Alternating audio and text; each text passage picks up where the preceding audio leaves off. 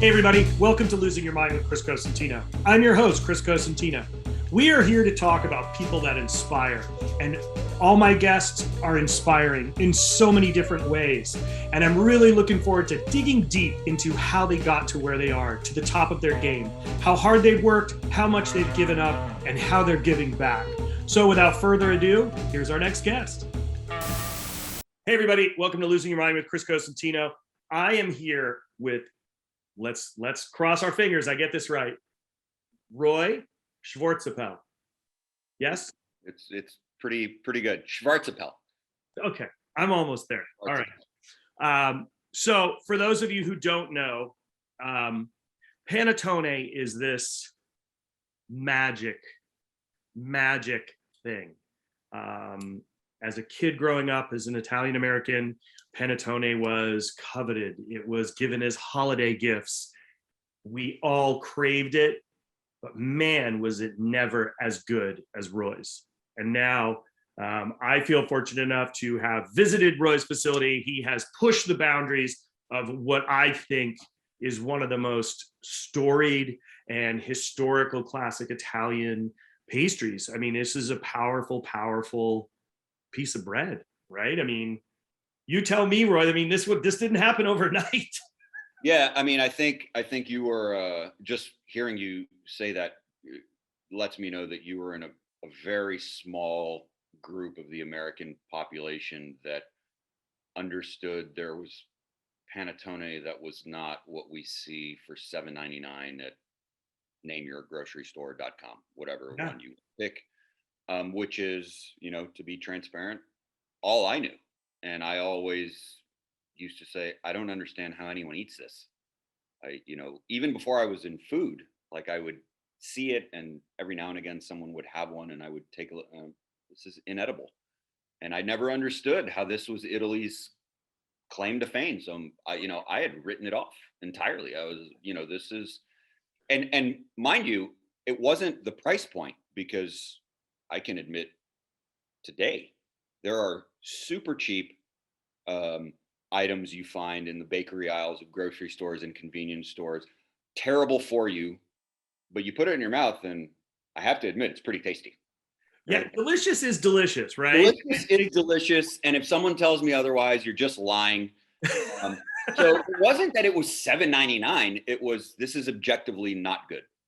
Right? I used to find them to be very dry, phenomenally dry. Very crumbly. People don't know they're baked in June, July in Italy for you to consume probably for the next 5 Decembers, because it's never going to go bad, right? So it's engineered that way, right? And unfortunately for us in the US, this was our intro to what this product is. And I'd still say the majority of the population has no idea there's a different world of panettone. And it's interesting, even adults, like, they don't correlate that it applies just like everything else, right? Like, you can find endless horrible hamburgers, yeah, and you don't use that as your benchmark for what's a great burger. You have in your mind, because we grew up here in the United States, oh, I know where there's a good burger, this is not one of them.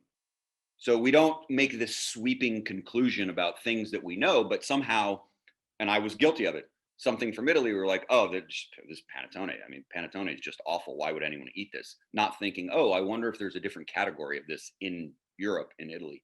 And so it was very late in my, early in my adult life, late in my life, where I was introduced, and eyes just exploded. We as kids would get it, right? It would be like a family gift or whatever. And it was so dry that we used to take it and make French toast out of it. Yeah, sure. The only way to make it taste good. Yeah. Because it was very, like we just talked about, it was very crumbly, very dry, and it never really hit the mark, right? Yeah, to be quite polite. Yeah, and I'm trying to be, because it's like, I'm sure I'm offending some relative who sent it to me. And it's really funny, because I sent one of your panettones to my mom, right? And she's like, I said, Mom, you got to try this. I was like, remember what we had? And she was like, if it's what we had, I don't want it.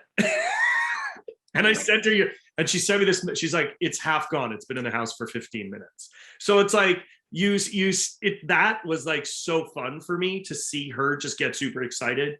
Right. Texture, the flavor, the consistency, the crumb, everything about it. And I think I would love it if you could describe and talk a little bit about the process to how you got to start this company, because this is a really particularly specific product. You're making one product, and I love this about you. We've talked about this. It's a very Japanese old world mentality of focusing on one product and making it amazing, right? And it's creating this amazingness of panettone. You may vary some ingredients inside, but it's still the panettone, right? Mm-hmm. It's like when you go to Japan and there's one guy who makes miso only, and he makes 5 types of miso, but it's generation after generation making these misos.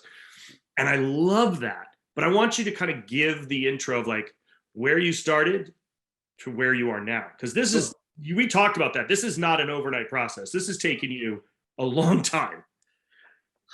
I could make a very strong argument. And, I think the intention here is that, for the younger generation that's upon us, I hope they take something from it, internalize it, think about it, that where this is at today began in my childhood, where the idea of possibly being a chef or owning a company related to food was about as far from my mind as being an orchestra conductor could be. Why I say it began in my childhood, because my habits began in my childhood, and they began to be cultivated from childhood. When I was 2.5, my parents put me in gymnastics. And it was my obsession from 2.5 to say 9. I was very, very competitive as a 9-year-old. Like, I was competing against 13-year-olds, right? And had dreams of like being in the Olympics. And then the coach I'd had for so long left, and I couldn't really recover from that as a kid. And I tried other coaches, and it was like, I can't do this anymore. And at that, same juncture in my life, basketball stole my heart. And basically from age 9 until, I guess, 22, 23, where I played a couple years overseas professionally. I played Division I in college. But for that, 14-year span, it was all consuming all the time, obsession. If I was not in school and not asleep, it is what I was doing. But the thing to point out here when I say habits is this wasn't something that I felt was a chore.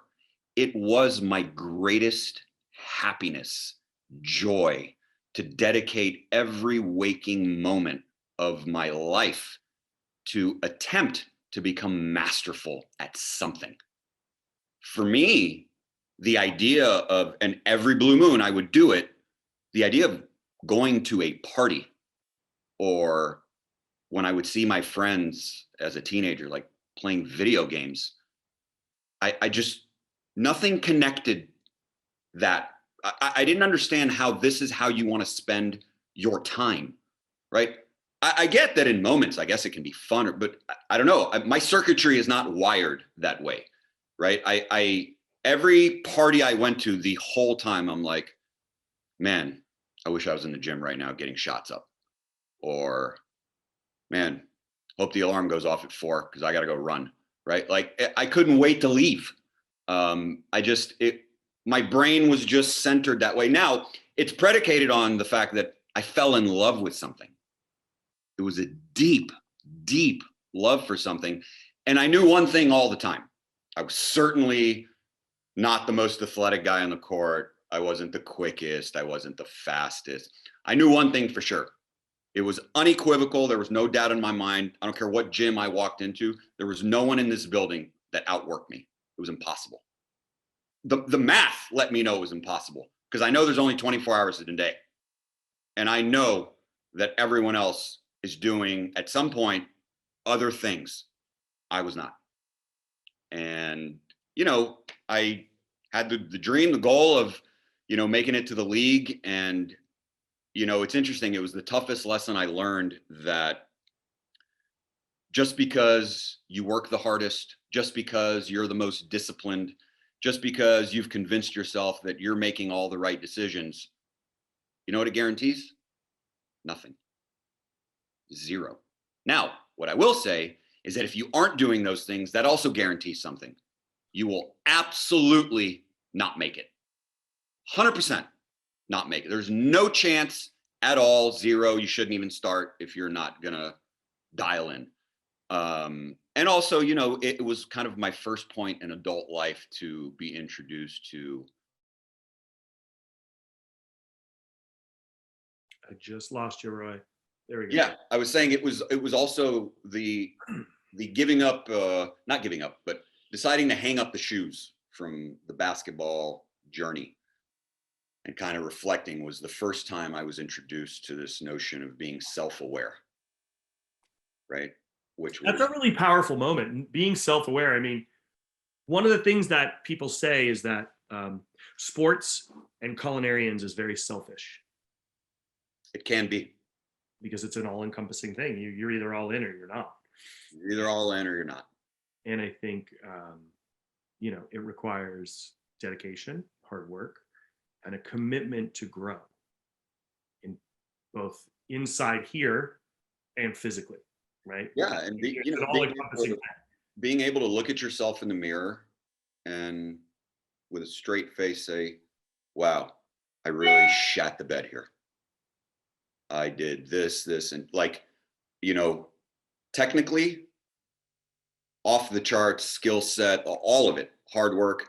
Interpersonally, my interpersonal skills, coaches, teammates, was so lacking. And by lacking, I don't mean incapable. I mean a lack of understanding. Just zero understanding of the importance of developing interpersonal skills with other humans, right? Particularly in the workplace, right? Like, you might be right on all fronts.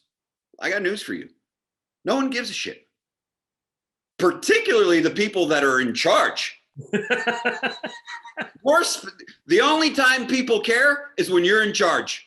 And until you're in charge, let me tell you how much people care that you're right. Zero.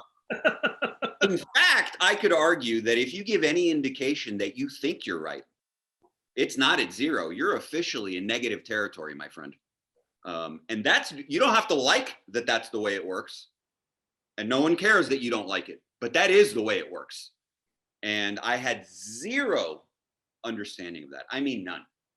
And so here I was with blinders on, like, I don't understand. I know that I am the best player on this team. Why is the coach treating me this way? Right? And that was why, right there. That was why. That moment. That right there. I know it. And it's tough. It's so hard. It's a growing point in everybody, right?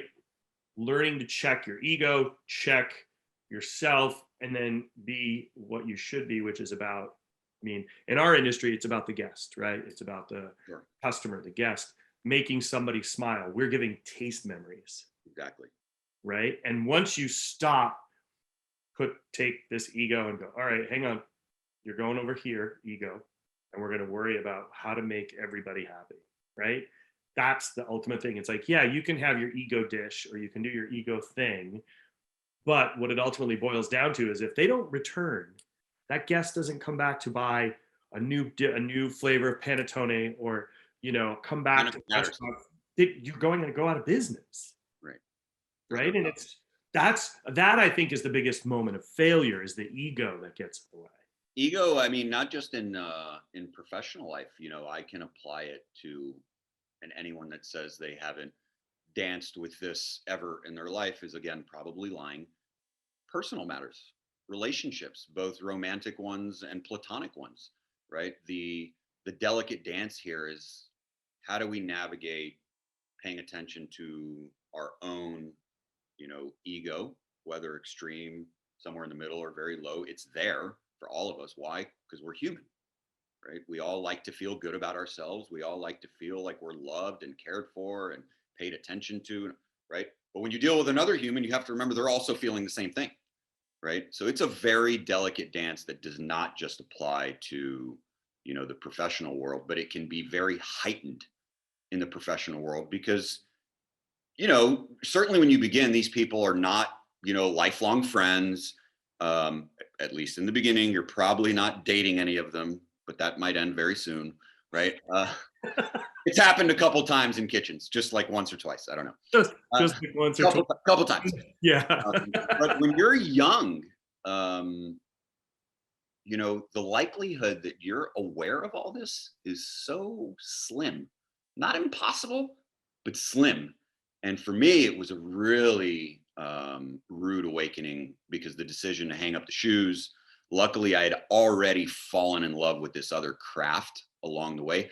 He still wasn't thinking that I was going to do this professionally, but then I quickly realized about myself, after I took the LSAT and was starting to apply to law schools, because, that's what every good Jewish boy does when they don't know what they're going to do for a living. It's either that or you're taking the MCAT.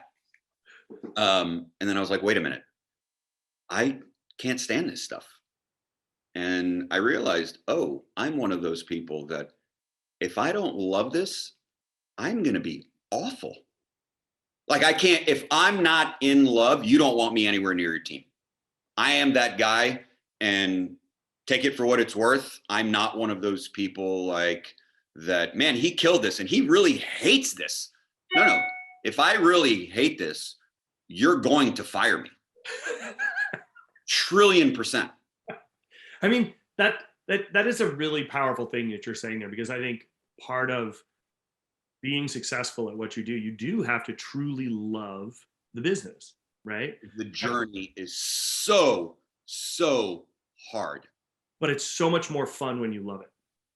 Well, it's not only is it fun, but the ability to endure is not negotiable. It's just not, right? Very early on. And I'm happy that when I decided I was going to get into the field professionally, that I was starting at zero. At zero. And the likelihood that everyone I'm going to be around is better than me was exactly what I needed. Because first of all, it was humbling to realize, this isn't the basketball court, right? You're not the best player in the gym. In fact, you're at the bottom of the totem pole. Now, nurture, nature, I don't know what it is. For me, this is the 93 fuel at the gas station. For me, I know some people may not be wired that way, but first day, CIA, zero experience. I made a deal with myself. I was going to be unbreakable. I am going to get here, wherever here was. But there was a plan. There was a direction. I knew what I wanted to achieve. And I knew that this is probably at least a decade-long journey, if I'm lucky. And by lucky, I mean, if things go really well. I don't really believe in luck, but if things go really well, it's a decade-long journey. Let's go. And it's going to be hard, and I'm going to feel terrible sometimes, and I'm going to be like, man, I don't know if I can do this anymore. All that is true. It's all true. Yeah, we've all been there. And if someone tells you they haven't been there, they're lying. They're totally lying. They're totally lying. And it was all that and then some. And it's still happening. It's just I'm in a different part of the journey, right? It's a slow drip. Every now and again, you'll get a spurt of a puddle of water, and then it goes back to a slow drip. Sometimes the water turns off, right? And you think it's never coming back. That's when you have the panic attacks. Yeah. That's when you get introduced to the idea that you might have some mental health struggles you got to deal with, right? And and you got to tackle that too. Only until very recently, I've been, I don't know about open, but I will say, in public settings like this, that I've struggled with depression my entire adult life, right? Yeah. It is not something that just disappears. It can be dormant for a year, 3 years, 3 months, 30 days, who the hell knows? But it's there. I work equally hard at staying on top of it as I do cultivating my craft, being a father, all of that. It is in that same category of my hard work, because I had some very, very dark, painful times in my life that can make the journey all the more difficult than it already is, right? I think that's a really, really important part, because, to understand that there are those dark moments, and when that moment arises, how to address it, and I like to say the measure of our success is how we learn to deal with problems. Couldn't have said it better myself. And, whether it be a mental health moment, whether it be breaking down of equipment, product doesn't show up on time, it's how you address it at that moment, and how you move forward from that sets the example for not only your team, but for the future of the way you run your business and the way you run your life. And number one, addressing your mental health, which, as you know, I've talked about it openly. I was at crazy school yesterday morning. I take my crazy pills, and I'm comfortable with saying it like that, because it takes a little bit of the stress off folks when they say it that way. It has allowed me to address it. You and I have spoken about it privately. It takes some of the burden off. And I think knowing that going into this industry every day, having and knowing that and how to navigate with it is some success. Yeah. Right. And then you build those, like when you set that 10-year goal, did you have micro goals in there that you had? Oh, yeah. Yeah. I remember the first one. How powerful is that? Crazy. I remember right around graduation time, I was with my group and everyone's like, oh, we're going to miss you. What are you going to do? What are you going to do? And I'm like, I am going to go work for Thomas Keller, Ferran Adria, and Pierre Hermé. Now you can imagine the consensus reaction amongst these about to be graduates. They're all like this. Fuck you. No, I mean, just like I was Dave Chappelle on stage. No, but I didn't understand what all the laughter was about. And I'm like, You didn't think it was attainable. What's so funny about that? Like, you really think you're going to work? I was like, no, I don't think I'm going to work. I am going to work for them. And they were like, well, how are you going to do that? I'm like, because I'm not going to stop until they let me in. I can't tell you when, but it's going to happen. And, before I started my own business, the last human I worked for was Thomas. And so the trifecta was completed. See, and kind of a told you so moment. But it's also, you set your mind to it, and right. Those micro goals to attain the 10-year goal, because that also, for a lot of folks out there that don't know this, if you do have some mental health issues, micro goals help manage that mental health beyond issue. So such simple things. And, I owe this to a very good friend of mine. His name is Jack Thompson. He's known as Jack the Ultra Cyclist. During the pandemic, I was coming unglued, and he taught me about micro goals. I had never done those. Yeah. It was a game changer. I wish I'd set myself micro goals when I started cooking. Instead, I had to I want to be here at this point at this time. Unattainable, unrealistic.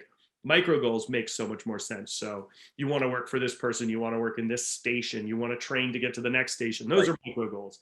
And I think they are powerful, right? Like, give an example of the micro goals you set for years, or like a year here. And so I remember, once I had, the fog had cleared on specifically which direction I wanted to go in food, because at CIA, I did both savory and pastry. I loved both, but I think post my externship, I'd realized that the feel, the energy, the pace, the exactness of pastry bread world was much more my personality type, right?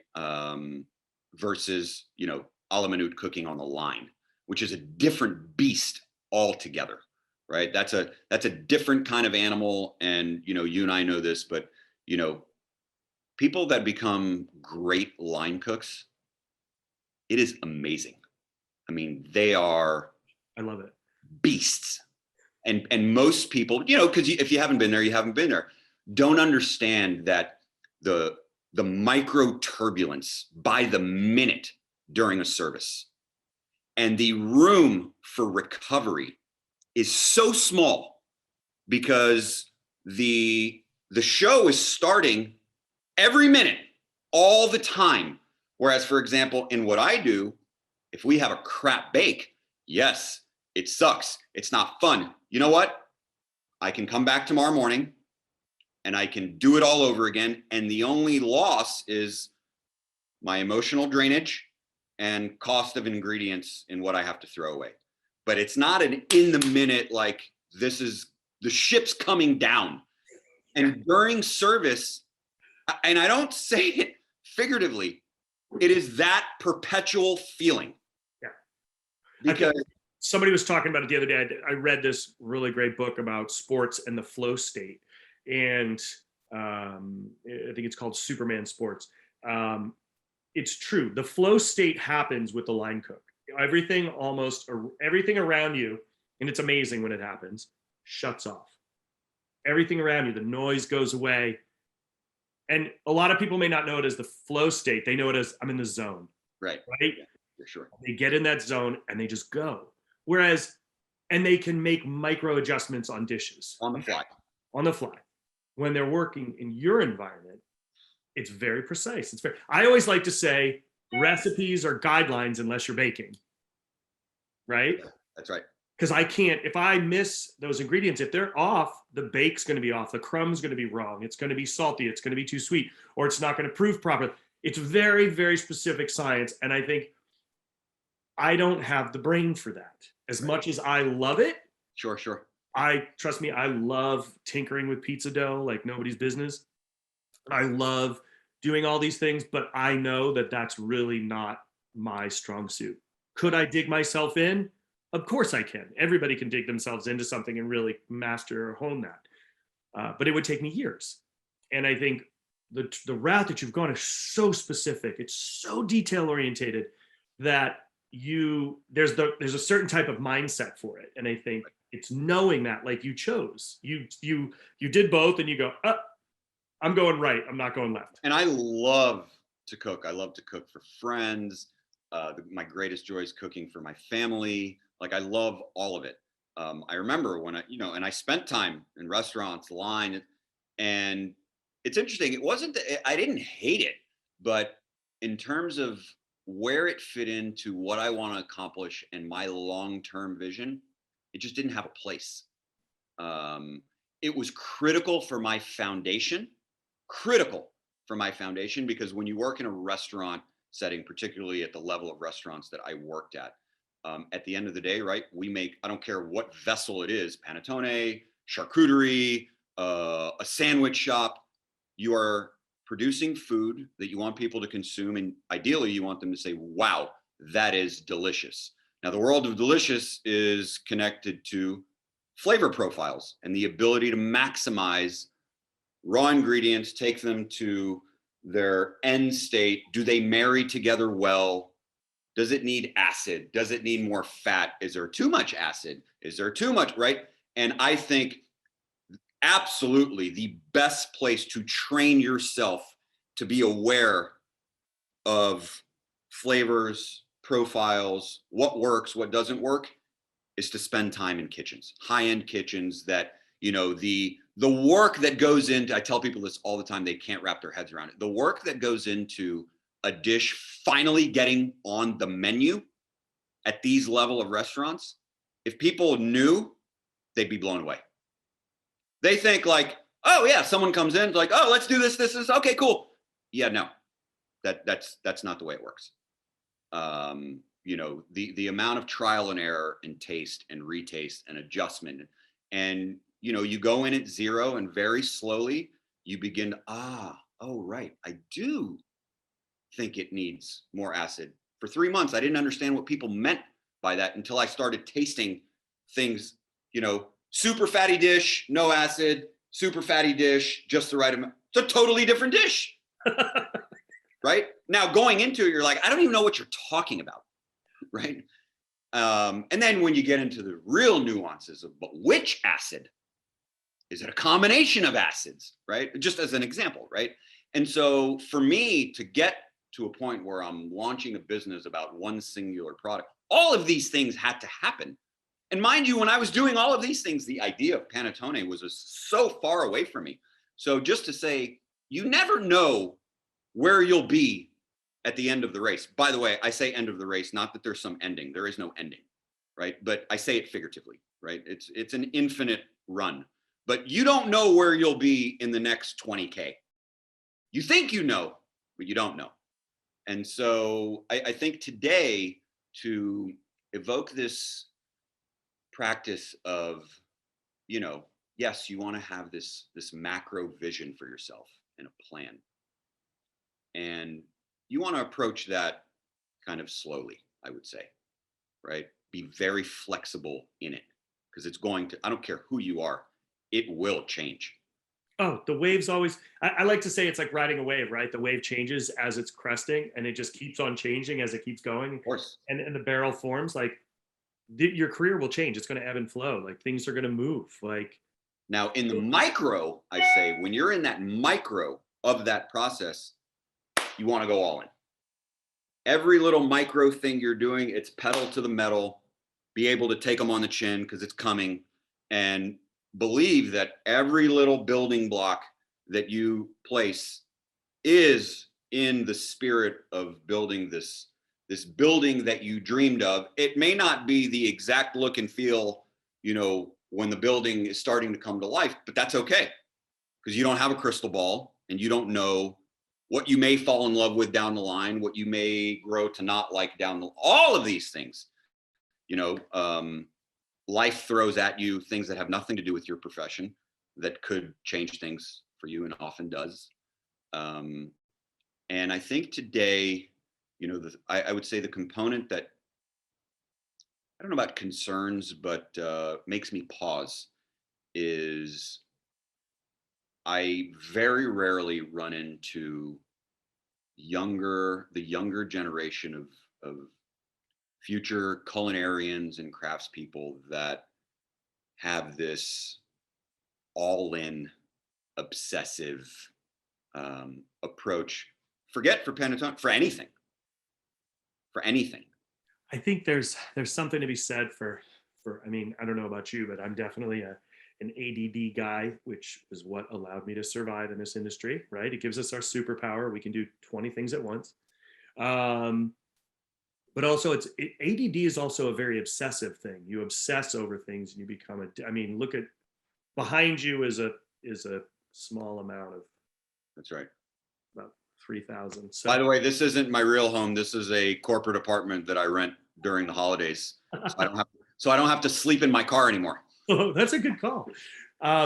So let's talk about the catalyst for what you're doing now. Like what was that switch, like Panettone, I'm going for it. You've worked for some incredible people, and it's like, how did these pieces come together to make this beautiful Panettone that, like, when the box hits my house, I open the first box and the whole house smells like Panettone, and I like have to restrain myself from devouring the whole thing. And I'm not saying this to blow smoke up your ass. I'm being fucking dead serious, and you know me. I appreciate that. And I would never. You would call me on my shit if you needed. I would call you out.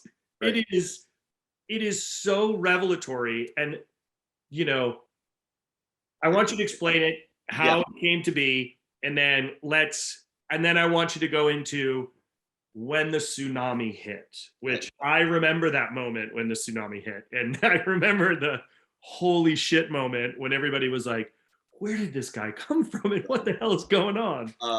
So when I got introduced to Panettone at a different category level, it was on impact, you know, a tsunami hitting my soul. Like, what in the world is this? And I, you know, realized very quickly, wow, this is a phenomenally difficult product to make, because it happened at Pierre Hermé, right? I was in this, you know, this is the greatest French pastry kitchen in the world. I mean, I am in the Michael Jordan of the pastry world atelier here. And all the cooks and sous chefs there are all just light years ahead of me. Do I even belong here? Right. And they were most of the time kind of even keeled, cool. But then right around Panettone production time, I sensed there was a thickness in the air that I didn't understand. And then I'm like, why is everyone stressing out about this thing? But more importantly, why in the world is Pierre Hermé making this disgusting product that is inedible, right? Until I tasted what they were making, and I was just frozen. I was like, what am I eating here? This is not what we get in the United States. But more importantly than that, I pretty much think I've never had anything like this in my life, mind you. And at Pierre Hermé, I blown away by the croissants, the kouign-amann, the kugelhof, the macaroons. They were all in the category of, oh my God, this is like the best of this I've ever had, right? Can you put into, just give everybody a true understanding, Pierre Hermé. And we're not talking Hermé, the fabric and the scarves. We're talking Pierre Hermé. Okay. Can you give them the background? Because a lot of people might not know. Sure. So for those that know nothing about the pastry world, let's take a world that they probably can at least on a surface level relate to. So we're in a space now, for example, in basketball, where people like to debate MJ, LeBron, that the majority of the people go MJ, cool. But there's a conversation. There is no conversation on this topic. I'll be honest with you. I don't even know who's number two, but whoever is number two is so far behind in terms of footprint, legacy, impact, continued impact, that there, I mean, correct me if I'm wrong. Have you ever been part of a conversation that someone's like, you know, I don't think he's the best of all time. I think it's this guy. Never. Andy's always doing it with a smile on his face. That's right. Super fun. So, I mean, when I say that, it's not hyperbole. I'm being dead serious.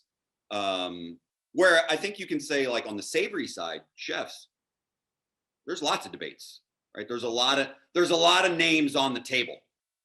There's not a lot of names on the table here. There's one name. So for me to experience it for the first time there, and it just, again, different than, my God, this kouign-amann is delicious as it is. This was, not only was it insanely delicious, I couldn't even resolve, what am I eating here? What is happening in my mouth that I couldn't even describe? So it was right then, I was like, okay, I got to learn more about this stuff. And so the obsession began, the journey began, and I ended up making my way to Italy to, basically learn from the same guy Pierre Hermé learned from. Kind of like what I told you about last day culinary school. And how'd you get there? I just showed up, and they had no choice but to let me in. So you told me this story. Yeah. And I think this is fucking priceless and amazing. And it truly shows how much not only dedication you had or have to what you wanted to do, but the excitement on the other end for somebody seeing your excitement. Yeah. I mean, what's even now, I keep in touch with him regularly, thank God for Google Translate, because he doesn't speak English. And that story, tell that story of you showing, because to me, that's amazing. So, I mean, the seed was planted at Pierre Hermé, and I had found out, where did Mr. Hermé learn how to make panettone? He's French. It's not a thing in France at all, other than what's imported from Italy. And they were like, oh, like 25 years ago, he went to Italy to learn from some crazy panettone whisperer. I was like, you know his name? Not that I really knew Italian pastry chefs. And they're like, something Massari or something. I'm like, okay, put it in the data bank. Then I get to El Bulli, and Paco Torreblanca. You could argue he's on the Mount Rushmore of pastry as well, right? Like he's on that mountain. Had a shop in Rosas where El Bulli was, and one day I walk in and beautiful shop, but I see on the shelf Panettone just as beautiful in the same style as Pierre Hermé. I'm like, oh my God, he makes Panettone. And I'm like, that's a Spanish. And it was epic. And luckily, one of my buddies on the pastry team had joined from working for Paco Torreblanca. So I asked him, I said, yo, did you make this with him? It was like, I wasn't on that team, but yeah, I saw it made every day. I'm like, it's insanely, he was like, man, it's a problem. Like, I can't have it around me. I'm like, it's so incredible. I was like, do you know where in the world would a Spanish pastry chef learn how to make panettone? It's like, yeah, he went somewhere in Italy, you know, in his younger days. I'm like, do you know, asking where in Italy you went to learn how to make panettone is probably like asking an American, where'd you work to learn how to make a burger, right? Like, there's endless possibilities. So in my mind, the idea that maybe he would say the same thing as what so he was like, yeah, some dude named Massari. I was like, Massari? They're like, yeah, Massari. I'm like, stop. They're like, yeah, apparently he's like the godfather of all things panettone. And remember we talked about you never know when your plan's going to change? At that moment, my plan changed. I had a plan for what I was doing after El Bulli. On impact, when he said that, I was like, cool, that's where I'm going when this season ends. And I'd made a decision. I'm going to learn how to make panettone from Iginio Massari. Mind you, I'd never heard of the guy. Didn't know who he was. Italian. I just knew this. Pierre Hermé and Paco Torreblanca learned how to make this insane product from him. That's where I'm going. So it's the end of the year at El Bulli, and much like the CIA thing, like, oh, where's everybody going? And you know, it was right around Truffle Festival time in Alba. That was always on my bucket list of things just to go experience. So that was part of my plan. But then I was coming back to the States after like a week or 10 days and time to get to work. I'm like, okay, I'm going to the Truffle Festival and then I'm going to go find this Massari guy. So we're all having beers one night and they're like, oh, what are you doing? Where are you going? Roy, we heard you're going to the Truffle Festival. I'm like, yeah, but I'm doing one more thing after that. I'm like, oh, what are you doing? It's like, I'm going to go learn how to make panettone. And they're like, oh, you're taking a class? I'm like, not really. Like, well, where are you going to learn how to make it? We had like 5 Italians that season, right? You've met a few Italians in your life? Yeah. It's an interesting people. Not so dissimilar from my Israeli people, by the way. We're not vague in our opinions, thoughts, and ideas. Just throwing that out there. So when I say, yeah, I'm going to learn from this guy, Iginio Massari. Now for the Italians, they were like, I'm sorry, what? What'd you just say? Yeah, some guy, I'm going to learn from Iginio Massari. And they're like, you're going to learn from Iginio Massari? I'm like, yeah. They're like, you set up a stage with him? I'm like, no, he doesn't even know I'm alive. And they just start laughing and like, Roy, that it doesn't work that way in Italy. You can't just go somewhere. I'm like, sure you can. And they're like, you can go. He's not just going to stop what he's doing and teach you how to make panettone. I'm like, okay, I'll just keep coming back until he gets tired of me. And they thought that I was just like being funny. I guess they didn't know me intimately, but I was like, yeah, I mean, that's just what's going to happen, right? I mean, he's going to have to tell me to never show up again and like evict me from his property. So this is before like iPhone and Waze and Google Maps and like none of that. This is like, I look it up on Yahoo, I print the map and I'm like, oh, I got to take the train to here. And then I've got the pencil and I'm like, okay, the name of this street is right. And I'm walking. So I go to Milan. I'm at the train station. I take a train to this city I've never heard of, Brescia. And I get to the train station and realize it's like a 4 or 5 mile walk over there. And he has no idea I'm alive. I get all the way there. It's a Monday. Get all the way there. Closed. I'm like, you got to be kidding me. Cannot believe it's closed. Now, I don't know, are they on holiday? Is it just closed today? I mean, God forbid there's communication somewhere, right? So I'm like, we're talking, and I think this is really, really important. These moments were done before the iPhone, before we had all access to everything, like computers in your pocket, you had zero. So it was like we survived off previous menus that friends would photocopy because they went to the restaurant and they would share with you. Right? Like it's like, oh my God, you went there? Can I get a copy of that menu? And you'd run it over to Kinko's and make a photocopy and you'd pay for it, right? You'd like no YouTube videos, none of that. None of that stuff existed. So to find these places took work. It was no joke. Immense effort. And so I start knocking at the door because obviously it's closed. There's no one in there, but it looks like someone working in there. Like, I know how bakeries work. Like on days off, there's prep happening. So fuck, I don't know. Is someone going to open the door? Knock, knock, knock, knock, knock, knock, knock. Finally, this guy opens the door. He doesn't really speak English, but he spoke enough English to understand that I was looking for Mr. Massari, right? And I understood enough of what he was saying to say that he's not here, but he was like, hold on. Gets his phone. He calls someone, I don't know who he's calling. And apparently he called Mr. Massari's son. He shows up about 15 minutes later. He speaks just enough English. But before he showed up, Mr. Massari's wife shows up.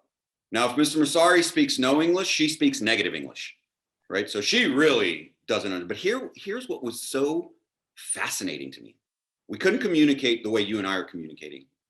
But even before they knew my purpose or what I was there for, because the son hadn't arrived yet to translate, the warmth, the hospitality, like, come in, would you like a coffee? I mean, like, you don't know me. I mean, for all you know, I could be ill-intended off the street, like no clue what I'm up to, right? And so I was so taken back by this. And so he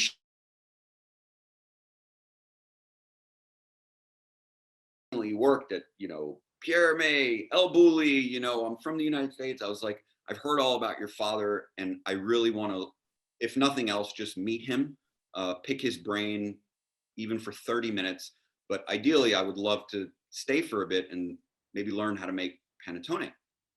And so he's like, well, my father's out of town, but he'll be back early this evening. So why don't you hang out for a bit, have something to eat? Or I was like, wow, okay. Mr. Massari arrives and I'm like, oh, wow, that's the guy. Like that is the dude. They kind of let him know, not that I understand, but I'm assuming they're accurately letting him know what I tried to convey. They were like, yeah, no problem. Cool. I'm like, wow, all right. So for the next few hours, Mr. Massari takes me to like this underground office that he has where he's got, at this point, he's like 65, I think, something like that. All his life's work, memorabilia, books, awards. He's got folders that are 40 years old with handwritten notes and recipes. And now I feel like I was taken into like the underground storage at the Louvre that no one gets to see, right? And I'm like, does he know I'm a nobody? Right? Like, what is this? And then I'm like, oh, I hope they didn't tell him that I am Pierre Hermé, because that would explain this level of hospitality. But I'm sure he knows what Pierre Hermé looks like. So he knows I'm not him. I said I worked at Pierre Hermé and I wasn't even getting paid, right? Like I'm as low on but it was like, wow. So we're at the end of all that. And so I tell his son, I'm like, hey, I didn't have time to look up, typical me. I'm just looking for like a hostel that I can stay in, like, student budget, all I have is this backpack. Do you think you can point me in the direction? He's like, yeah, my dad will take you, he'll drop you off. I'm like, cool. So I get in the car with Mr. Massari. We have tons to talk about, obviously, right? So he's driving. I see he pulls into this parking lot where there's a hotel, which I obviously have no business staying at, because clearly it wasn't communicated that this guy's on a budget and it's not very large. We're talking in between sleeping bag outside the door and shared room with 5 other people budget. So he pulls into this hotel. I'm like, okay, this is going to be awkward because I clearly can't communicate to him that I can't stay here, but he'll just drop me off at the front and then I'll go in and ask like the concierge something, right? It was the type of place that had a concierge. So no such luck. He parks the car and he walks in with me. I'm like, oh my God, this is gonna be terrible. Because he's thinking, he's gonna help me check in because they may not speak English. But so he goes to the desk and I don't know, he's having a conversation with them like they know him or something. I mean, I guess they do. And then his son tells me, okay, just go, give them your ID and stuff. And my dad will pick you up at 4:30 in the morning. I'm like, 4:30 in the morning? Your dad's picking you up? He's like, yeah, you want to learn how to make panettone? And I'm thinking, like, I'm going to observe the team make panettone. Like, he's not going to be anywhere to be found. I'm like, wait, he's picking me up? And they're like, yeah. Isn't that what you wanted? I'm like, sure. Yes, that's exactly what I wanted. You struck the gold mine. So I wait for them to leave and I like cautiously walk up to the front desk. And I'm like, hey, I don't know how to say this, but I can't stay here. And they look at me like I fell off the moon. I'm like, do you not know English? You know, they're like, no, we speak fluent English. I'm like, okay, well, I don't want to waste your time. I can't stay here. Can you point me in the direction of like a really inexpensive hostel or something? They're like, we can, but we're just curious why. I'm like, it's not, I love your hotel. It's amazing. Just to be blunt, I can't afford to stay here. They're like, that's okay too. I'm like, all right. There seems to be a problem in our communication here. I thought I was clear in saying I can't stay here because I don't have the money to stay here. They're like, we understand that. Do you know the man that just left? I'm like, I mean, I met him like a few hours ago. I'm like, okay, well, whatever he is to you, he covered your stay for the time that you're here. And I'm like, what? He's paying for this? I'm like, that's what he told us. So here's your room key. And I was like, he literally met me 3 hours ago. And sure enough, he was earlier than 4:30. And we head off to the kitchen and I'm thinking I'm going to walk in and, it's going to be this bustling production team. And we walk in and there was no one there. Lights were off. He was the first one there. And I'm thinking, he's just opening and soon everyone's coming. No, everyone doesn't arrive till like 7 or 8. I'm like, wow, he just came here at this time for me. Found out later from his sons, like, I mean, yes, he's teaching you, but he arrives at that time every day. He's 65 and he absolutely does not need to. He's got a team of 30 pastry people down there. If he never wanted to touch product again, no problem. So I'm like, wow, this is my guy, right? Like, he doesn't have to do any of this. He wants it. He wants it. Wants to do this. So for the next couple of weeks, I just got to be in there, brain wide open, blown away, watching him make panettone. Very little talking, not because he wouldn't have wanted to converse with me, but we couldn't converse. And, took books of notes to the best that I could. He tried his best to explain via translation with his son when his son was around. And, I went back and felt like I had discovered the fountain of youth and no one else knew about it. Like, I couldn't understand how the world isn't aware of how ridiculous this is. Now, at the time, if you told me I'm going to have a business that makes panettone, I would have been, no, that I would have a business that maybe incorporates panettone, because at that time, my dream was I got to have my own shop, right? I'm going to have a shop and it's going to be amazing. And people are going to wait in lines and all this stuff. And this is going to be one of our trademark products. That was my plan. Leave Italy, come back, continue my career. work at this place, this, and started practicing panettone all the time, all the hundreds and hundreds of product, like, oh my God, but I'm doing what I watched him do. I don't understand why it's not working. You know, I'd be texting his son. It's like, can you ask your dad, you know, blah, blah, blah, blah, blah, because, you know, I couldn't research this on anywhere, right? There were a couple of books, they were garbage, right? Like there's so just access to information was so low other than the bunch of notes that I had, you know, and at one point, you know, I found a rhythm, you know, I found kind of, you know, my song and dance within this really complicated arena of dancing, right? That seemed to be working for me. And I began to develop my own little like, it's this and it's this. And you know, every now and again, a bump, but then the bumps became less frequent, right? Which as a craftsperson gives you confidence that you're headed in the right direction. And so the time came in my career where I got to open, you know, my dream project at the time. And it was going to be in Houston. It was in Houston. You're familiar with the city. And it was a very, very high profile opening. And it was everything I dreamed it to be and then some. And then just when I thought that, you know, hour-long, like name it, you know, it was a very expensive project, right? Done the right way. But it was going to be more than anything we thought it could be, right? Even though I was the eternal optimist, it even surpassed what I thought, at least in timing. I didn't think it would be so quick. And then the universe had a different plan for me. Before the opening, while we were in construction, I had fallen in love with the love of my life, fast and hard.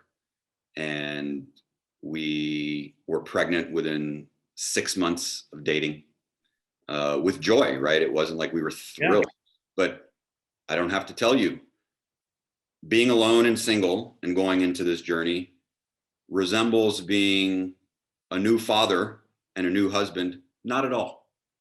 It is you're not only playing a different game, you're not even playing sports anymore. You are doing something entirely different. And it was this, everything changed, right? We had met in New York. So we had no choice to leave New York and come to Houston, pregnant at 8 months, newborn, greatest day of my life, 5 months before opening. And, you know, the scope of life, you know, gave me a deck of cards that, you know, I can say today was so ill prepared for. But nobody's ever prepared to be. You can't be prepared. I'm not knocking myself. Instruction book. It's not like, you know, when you get a driver's license, they give you a test and you got these instructions to read. They don't give you that to be a parent. And you throw in parenting, running a restaurant, marriage. Talked about marriage. We talked about earlier, restaurant industry is selfish. Being a chef is selfish because as much as you're giving to the public, you have to take everything around you goes to the back. And that's a very selfish part of our business that I think a lot of times we neglect to look at. Mm-hmm. And it's like, for you to realize that and say, okay, change time, you know, that's right. Big. So, you know, the blessing that I couldn't see at that time was, you know, the person that came into my life, right? Of course, personally, I'd already seen it, hence falling in love fast and hard, right?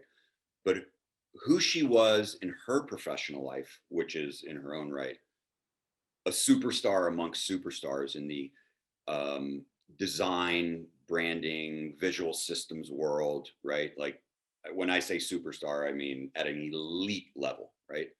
And I mean, I'd never met anyone like this, so I was swept away. But I couldn't see at the time that, oh, this might benefit me, us, our family, you know, our kind of joint crafts. I couldn't have seen that at all. So about a year into the project in Houston, maybe a little before, with everything going on, and, had some, not aligned visions with, the two investors that I had, and realized that, I had to walk away from this project. Super, I had 50 people working for me. I had 7 managers that come from the same pedigree I came from that moved to Houston to do this with me. And we were on our way. And you know what it's like to lead a team. And it's like, they're my family, right? Like in that moment, like I spend more time with you than anyone. And like to have to stand in front of them one day before we opened doors and announce this was just brutality, just brutality. Did I know that it was the right thing to do? Probably on the surface, but tons of questions beneath it, heartache, sadness, defeat. And as someone who deals with mental health struggles, right? I wouldn't call this a trigger. I would call this a shotgun blast. Yeah. Right. That's a really important thing. I mean, failure when you have mental health or making big decisions like this that affect not just yourself, but everyone around you, has adverse effects on you and your mental health. And I think, by the way, we were also now pregnant with number 2.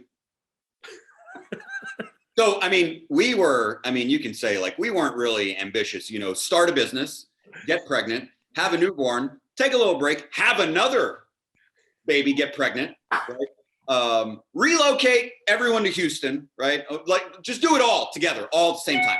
But then you pick up and you move to the Bay Area, right? No. Oh my God. This is going to be like the longest podcast in history. So when you think about that, like these big jumps, right? And you have now a family, you've got 2 kids, you've got a wife, you've been working all over Europe, you're ready to open this monster. Where did this all fit into play? Like, where did this Panettone come? When did this moment? So at our business in Houston, I mean, which still exists, but it's had 2 owners since I left. It's an entirely different thing today, right? We had one holiday season. We made Panettone to sell, like we didn't even have boxes. We put stickers on bags, right? I'm in Houston. Your cellophane bag, right? With a little. Yeah. And I had, this was going to be the first time that, I, in a very real, intentional way, was selling this thing that I had been practicing for many, many, many years, right? And I know most Houstonians don't know about, most Americans don't. And if they think Panettone, they think what I thought, right? Like, I don't know, they're probably not going to buy very many of these, even though we were, killing it in the city. But this was a particular product that was very particular, right? First day, I don't know, we didn't have an Instagram account yet. Instagram was new. So I was like, why? I don't understand. Like one of my sous chefs was like, chef, you should get an Instagram account. I'm like, what's Instagram? And like, it's this thing where you can share photos. I was like, but don't I already do that on Facebook? And they're like, yeah, but it's different. I'm like, It's okay. different. They're like, how's it different? You can put photos and like other people can see it. I'm like, so we've established that Facebook does that too. Yeah. So I'm still waiting to understand what is different. Why would someone go to this when they already go to this just to see the same photo, right? I didn't get it, right? So I think we were going to do like 4 days of Panettone for the holidays, right? And of course we were doing tons of pie and things like that. And day 1, we made like 80, which it wasn't a small pastry shop, but in terms of production space, it was tiny. Was big. Sold out. I'm like, whoa. Next day, we open the doors daily, like at 8, if I remember correctly, 9 o'clock on the weekends. Second day, we had people lining up an hour before. Now, lines for us were pretty common. But I remember this was a weekday, and I did find it a little odd so early. Weekday, people line up like at 8:40, right? Yeah, they're on the way to work. Yeah. Yeah, we have a line of whatever on the weekdays, like 20 people. Weekends would be an hour-long line, right? And so I'm like, this is odd. We open the doors. Everyone there is in line for Panettone. And very quickly I realized, first guy, and we only made 80 again. First guy buys 6. Next guy buys 4. Next person buys 8. And I'm like, whoa, whoa, whoa, whoa, whoa, whoa, whoa. There's a lot of people. And within 10 minutes, I'm like, we got to put a cap on how many each person can buy. I was like, don't sell anyone more than 2. Like, we got to give people an opportunity to purchase product. And so it was like that for about a week. It was crazy. Now, even at this time, my brain wasn't thinking past, oh, this is an amazing product to sell, right? I think it has a big future. I really believe that. Now, Tali, my wife at the time, fast forward, we moved to New York, pregnant at 8 months with number 2, with a little more than 1.5-year-old in diapers. She got this amazing job for this, great brand strategy firm in New York. So we moved there. We had both lived in New York for many years before. I was already not in a great space, right?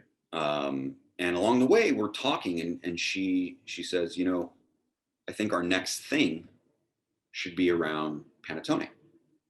And I'm like, I was thinking we should do a lot of focus on that because, it has a long shelf life. It's a really giftable product. It doesn't have to be sold the day you make it, right? Like, it can be shipped, all this stuff. I was like, great. So we need to find a space in New York for a shop. She was like, no shop. And I'm like, didn't you just say you wanted to do a business for Panettone? And she's like, yes, but no shop. I'm like, I'm really not understanding some things. There's a puzzle piece missing here that I'd love for you to share with me. She's like, only in the digital space. And I'm like, excuse me? What do you mean? Like, only online? And she's like, yes. And ship it all over the country and maybe one day all over the world. And at first you'd be shocked to hear, not for it. But I'll say this, because I had such an immense respect for her expertise in this world, I didn't say that. I was like, okay, I need to give this some thought, but you gotta help me wrap my head around this, because I don't come from this world. I come from what I do. You open spaces, physical spaces that people come to. She's like, that's all good and well, but it's also a very, very low ceiling that's very easily defined very quickly. And you can only sell to the people that can find a parking spot. And she was like, I know you, I think, at least as well as anyone. I think you're a lot more ambitious than that. And if you eliminate that space and invest in just a production space and then ship it anywhere, that means now you don't need parking spaces. No one needs to drive anywhere. They can be in the comfort of their own home, and it just shows up at their door. And we invest a lot less money, right? We don't have to get investors or anything like that. Because in the beginning, right, I could find somewhere to pay rent and produce the little bitty that we were going to start with, right? And that's how the journey began, like that. And I was not doing well in New York, and Tali knew that the Bay Area had a very special place in my heart. I had spent 4 years there, 3.5 being the pastry chef at Cyrus when it was in its heyday, which was just a magical time. And I always said one day I'd love to come back and live. And she was like, well, my company's headquarters are in San Francisco. Do you think that you would feel more at ease? And I was like, yes. Boom, just like that, decided we're packing up the family. Now we're going to San Francisco. By the way, we're all certifiably crazy. And by the way, her parents are in tow with us everywhere. They moved from Israel to Houston for the birth of our first. And then they're like, whoa, we're going to New York? Okay, we're going to New York. I'm like, oh, we're going to San Francisco? Oh, let's go to San Francisco. So we have a 19-month-old and a 3-week-old, and we're packing up the house going to the Bay Area. And we're going to launch this with 2 kids under 2, new job for the wife, And, oh, we're going to launch this business with this product that we're not even sure anyone's going to buy, but that's what we're going to do. This is a pretty powerful thing, because it sounds really smart, right? it does 100%, because it's driven by passion. This is true. And I think that is a really powerful thing when you have a collective brain power. The two of you, I mean, let's be honest, the packaging is stunning. You know, really well thought out, really beautifully designed. You know, the product speaks for itself. Who was the one? Because I want you to tell the story, because I remember this. I remember it just getting, and it just turned into hotcakes. Like, you couldn't, I remember hearing stories of you, like, just your head about to explode about the orders coming in. Yeah. So we moved to the Bay Area. We've got, you know, it's all in the works. I had secured the ability, at least for when we launched, for a few months to be able to produce in the new Manresa bread space that they had just launched. You know, I'd known David Kinch when we were launching the project in Houston. When they knew they were going to do Manresa bread, he sent a few of his bakers down to spend some time with us. So, you know, it was almost like a kind of return the favor kind of thing. And it was, you know, I don't think I would have been able to launch when we did without his graciousness, right?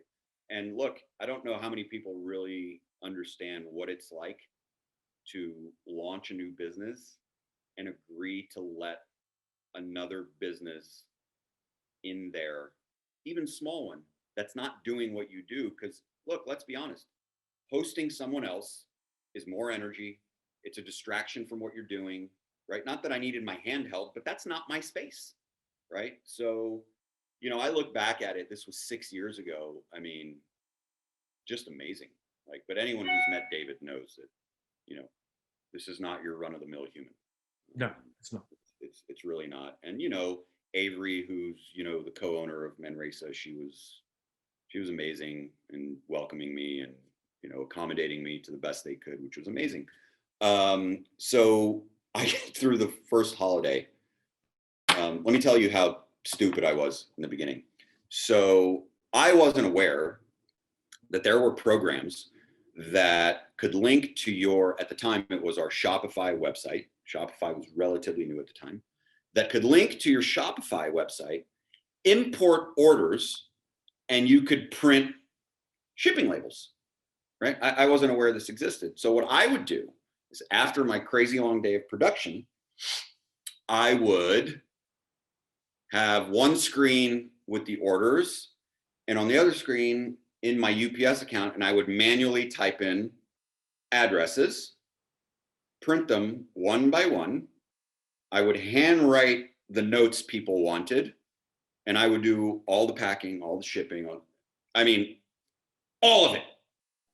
And it was right off the bat, all we did was post something on Instagram. And I, you know, probably because of, you know, my career and people I knew in the industry, we launched December 10th. So we had, you know, let's say a solid 10 days for Christmas. And I was like, man, if I can sell 50 of these, that would be amazing, right? And I think we did 300, right?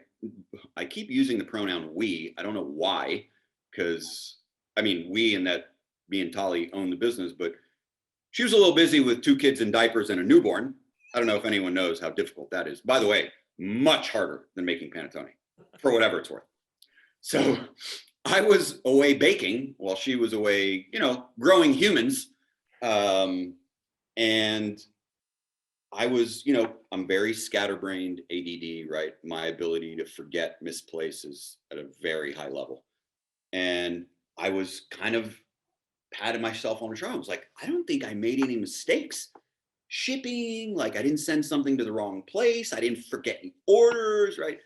And along the way, in that 10-day window, some pretty reputable chefs like made some posts about what they received. One of which was Wiley, right? Who was with me at El Bulli. He came for 2 weeks, so we got to know each other pretty well then. So he got one gifted to him, right? And he had a post about it. And then someone commented on his post, all this excitement about this is from Roy, you know, it would be nice if I got my, something like that. It's kind of snarky, not mean, but like snarky, like this person hadn't received product. And I'm like, oh my God, did someone not? And I look up this person, I look up the order, and I'm like, oh my God, I totally forgot this one. So I email with her and I'm like, oh my God, I'm so sorry. I am overnighting you. She ordered one. I overnighted her like 4, right? It's like, I'm so very sorry. It's our first holiday. You know, I can't apologize enough. I'm refunding you. And great. I sent it off. And I'm like, okay, I think she'll be cool. Then the next day I get a call from a number I don't recognize. And at this point, I'm so drained, I can't even pronounce my own name.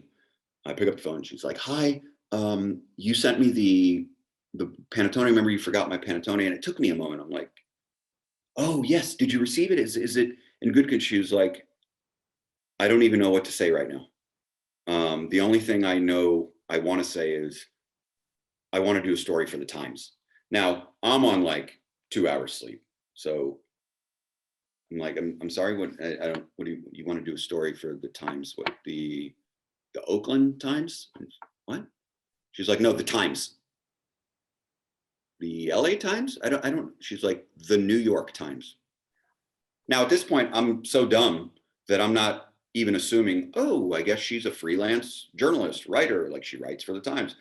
I'm like, but how are you going to write for, so dumb. I'm like, how are you going to write for the Times? She was like, oh, because I'm a journalist and I do freelance writing and I want to do a story about you. I'm like, we just launched like literally 3 weeks ago. She's like, I know, but this is revelatory. I want to tell your story. I'm like, you don't even know my story. She's like, whatever it is, I want to tell it. I'm like, okay, cool.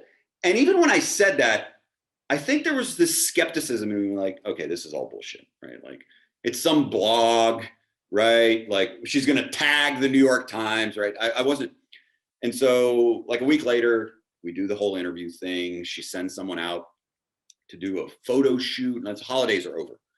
And this, for me, is about to get into the beginning of the litmus test for what my premise in the business was, which I felt very strongly that Panettone, if done at a particular level, did not have to exist only in December, in the same way that pies don't only exist in November, right? It's a 12-month-a-year thing that everyone has no issue accepting with endless flavors, and it's not anything to knock against the 3 flavors we all love for Thanksgiving, right? The one has nothing to do with the other.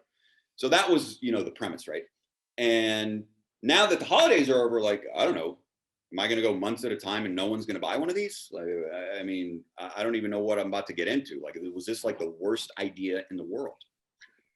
So the article comes out, I want to say end of January. And even when I realized, okay, this really is going to be in the Times, I was thinking it's going to be, this little thing on the last page of the blah, blah, blah, which thankful for, like it's something, right? Someone's talking about it. Food section, New York Times, front cover, huge thing. And I didn't even, when it hit, like I knew, okay, I was going to go get it. But, I'm on the West Coast, so all my friends, colleagues are 3 hours ahead, right? So, okay, I didn't go get it at 5:30 in the morning, but, over breakfast, I was going to stop somewhere and grab the Times, right? I wake up like 5:36. I've got 50 texts, 30 voicemails. Now, up front, I'm like, oh my God, something happened. It's not registering, right? Like there's an emergency, right? There's only one way to explain this. And I start listening to voicemails. And I'm like, okay, I got to go get stuff. I didn't brush my teeth. I didn't get a coffee. I just ran out the door. And I see this thing. And I'm just like, I don't believe this. This can't be real. Like we're 2 months old. But remember, and I think this is really important. It's like, and I think this is a great way to really make people understand. You put your heart and soul into something, and it came to fruition because you put your heart and soul into it. Yeah. And from there, you have grown again. You've moved out of that space. I've been to your big space. Oof. You've changed the game on your terms. And I think that's a really powerful thing. I think that's really, really, to me, the most important thing about what you've done is you've created a beautiful product on your terms. Yeah, when I was younger, I always knew that, my convictions, a lot of people would say stubbornness and kind of inflexible when I have determined that I want something. Um, you know, Part of being wired that way lends itself to a lot of hard times. But A lot of hard times, but good times. but with that, if you can persevere, the fruit that can ripen on that tree is some of the sweetest fruit you'll ever taste. Exactly. Because of what you just said, your terms, your way, through the good, through the bad, through the awful, through the amazing, all of it together. And like when I opened that thing and I saw the title of it, the Panettone that big chefs can't get enough of. Now, at this point, like some of the chefs in this conversation, like these are people I look up to. Like, yes, Wiley had become let's call it at that time, a very close acquaintance. But this was Wiley, Wiley was Wiley. Oh, I know. I'd love Wiley to death. He's a great friend. I'm still scared to cook for him. Yeah. It's just what it is. No, I get it. And what's going on in between his ears is so much knowledge. So much. It's some other level stuff going on. Well, one of the things I think it's really like, because we're crushing on time here because we're going through tons of time because there's so much to share, and I really want to hit on a couple little things before we can close this up because we're gonna. Why don't you guide from here? We're pushing on a long one here, so now let's just push forward. So this is how many years ago when this article came out? Give me January of 2016. Okay, so we're 2021 now. You're in a new space. How many Panettone are you putting out a year? Compared to your first year where you did 300? We're inching towards 100 times that. Okay. And the time and energy that goes into it and the feel. And by the way, with no financial spend on building business, meaning marketing, advertising, nothing. Zero. And I think, I was gifted. I think that was that year I was gifted one. I got one through Phil Baltz. Correct. I remember that. I remember your name on the list. I remember that. And that for me, that was that revelatory moment. And that was a gift that he sent to me. And I think, every year I can't not, it's like there's certain things in the holidays, like we do pizza frites or malasadas or doughboys, however you choose to call them. And we have Panettone. And I think you have set this parameter for, again, me reaching back to my childhood, but bringing it to the future, where it should be now, like the quality of what it is. And I think you have now done something that is on your terms, and you've won on your terms. And I think that is such a powerful message to share with everybody because you put your head down, you worked your ass off, you created a delicious, it's craveable. You put a Panettone in front of somebody, they can't stop eating it. Let's be honest. Like, that's a lot of caloric intake for one human to eat all by themselves. If you don't share it, you're kind of an asshole, but I get it too, right? It's easy to not share. It's easy to not share. That's why you have to buy many. So now you have a situation where you have to set up timelines for your guests to get Panettones before the holiday. So I want you to kind of share the timelines. So if folks do want to get it for the holidays, they know. Right. So, because we're not a a store that you can just drive up to and pick one up. And you can get it anywhere, delivered anywhere. We have to also allot for our processing time of the product, our packing time of the product, and the shipping time of the product, right? So let's take this year. I believe Thanksgiving falls on the 25th. Correct me if I'm wrong, Thursday the 25th. Oh, yeah. So, we begin shipping. We start with the East Coast because it takes the longest, like on the 15th, 16th. But the cutoff, because we have to allocate for production time, is probably by the end of this week. If you put in your order by the end of this week for Thanksgiving, you'll definitely get your panettone. Now, we also, over the years have learned so much about, the back end of, the website and sales and the platform. And so even right now, if you're like, man, I'm glad I heard that, how do I make sure I get one for Christmas or for New Year's Eve or for both? On the website, when you go to the checkout, after you put in your address, you'll be prompted to choose Thanksgiving, Christmas, New Year's Eve.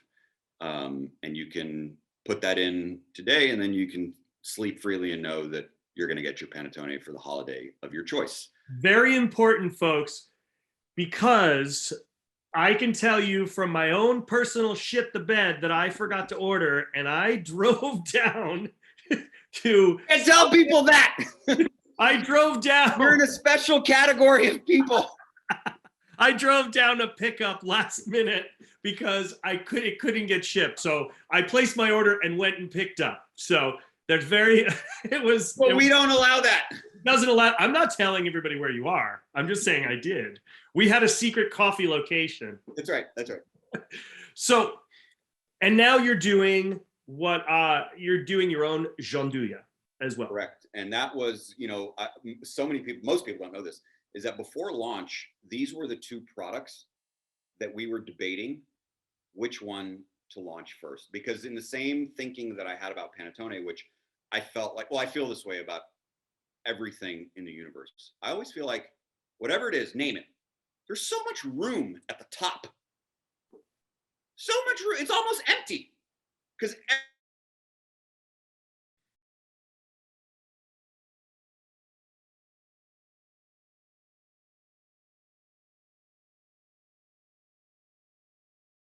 why isn't anyone doing this?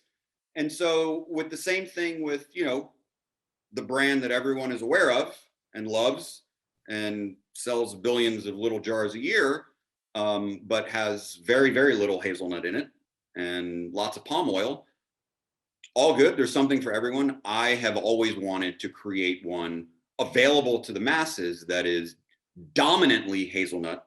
It's delicious. And no palm oil, right? And so this has been R&D for me for years. And we finally got to a point last year where we were ready to launch this. We had been working with a manufacturer for some time to dial in, my recipe and all that. So the reason it says sold out on the website now is because we're waiting on our new product to arrive, which should happen very, very soon and will be available for people to order for Christmas and New Year's Eve. Perfect.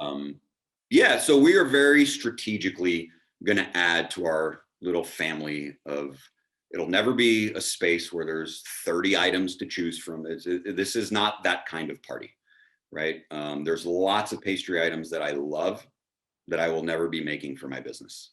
I'm a big believer that less is more, generally speaking. In most things, I have yet to come across a situation where I'm like, what would be better here? More. Good point. And that also is, I would like to believe, and this is something that I say on a regular basis, as you grow in this industry, as you get older, you learn to self-edit. And whether that's putting items on a plate or whether it's looking at your menu, you're streaming things down to make things, a little bit truer to form. And I think the less there is, the less you have to hide behind, and the more you focus on your craft and what you're doing. Yeah, and the less there is, it's an interesting kind of, the less there is, the more you are putting yourself out there to be way more exposed, to be scrutinized, right? Because there's less to hide behind. There's it's all about your technique, your craft. right? There's not 17 components on the plate, right? It's, one of my dear friends, and I just love the way he approaches food. I don't know if I'm sure you've been to Copenhagen. I don't know if you've been to his restaurant, Christian. When He's brilliant. Love him. I mean, when I went to visit him for the first time and ate his food, the plate gets in front of you and it looks just so simple.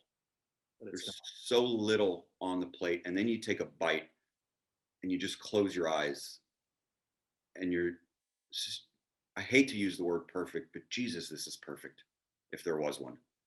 Well, you strip away all the bullshit. Yeah. That's really what it boils down to. I'm not knocking it because I spent a lot of time in that world, but there was no spheres and foams and gels and strings of this, and it has its place in time, and I appreciated my time in that world, and it allowed me to open my mind to possibilities of what could be. All that is good and well and hyper valuable, but at the end of the day, in my stubbornness, I cannot be convinced that less is not more in every context. We're going to do a little game here. We're going to close it up for the day because you have to go make panettone. That's why I keep looking at the time. I'm like, okay. I know. So, but that's on you because you and everybody says I have the gift of gab. You got more than me. So we do a quick fire thing here. You ready to go? Okay.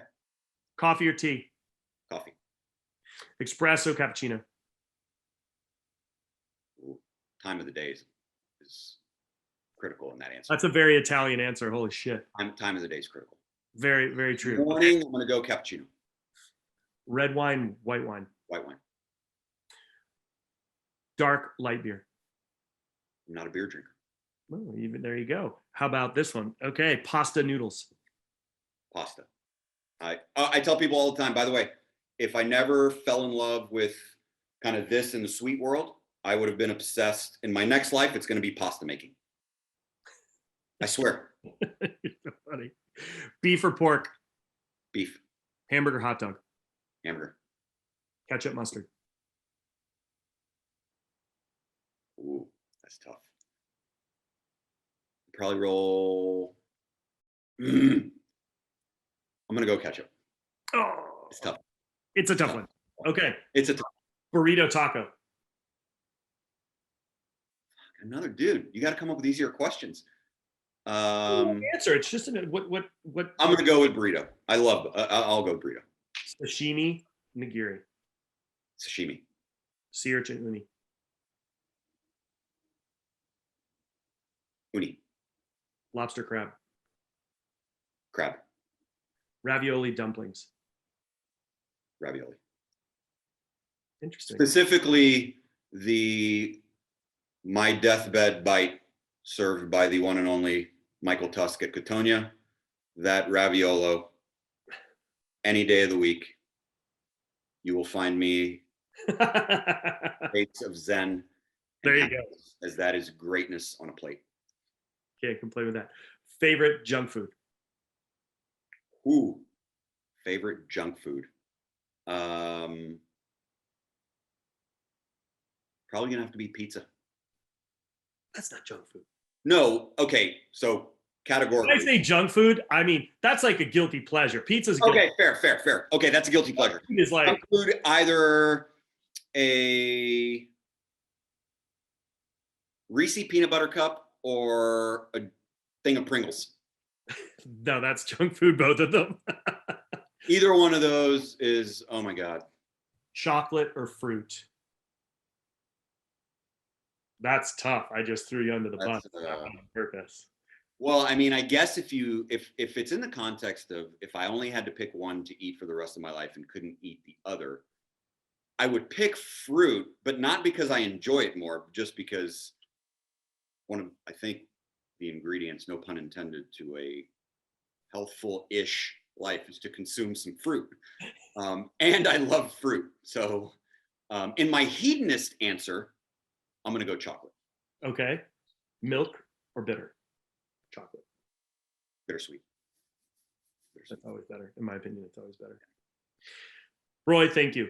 I know there's so much more we can share, and there's so many roads we can go down, and it's So always fun. appreciate it, man. It's an honor, really an honor. It's always fun, and I look forward to being able to, now that our worlds are somewhat getting back to normal, let's get together and have a cup of coffee somewhere. Love that, man. Can I make a request for when the season comes around again? Because I did watch that episode of yours, not a podcast, when you cooked the Dungeness crab pasta at your house. Oh, the fregola. I was like, I need to tell him I'm a little bit upset that there was no invite here, because that's a classic for me. I can't not do that because there's like 5 different levels of crab in it. Super fun. We can make that happen. I think we can pull that one off. Next season. Yeah. No, it's now. It starts. There will not be Dungeness crab for Thanksgiving this year, but we will have it after. I did hear that. You know where to find me. I know where to find you. So if people want to find you online, if they want This is from Roy.com. There we go. You guys heard it here. Make sure you take a look. You can click on the links at the end and head right over and order your panettone. Don't forget.